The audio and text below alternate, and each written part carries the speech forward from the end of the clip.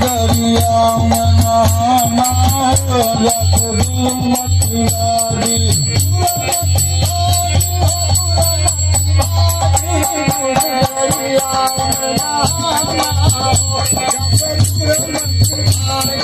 दरिया में नहाना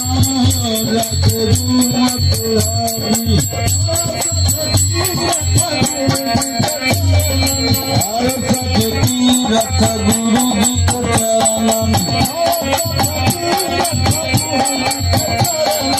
हर सखी रख गुरु जी को चरणन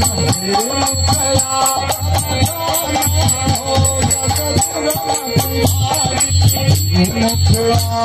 बताना रख गुरु मतवारी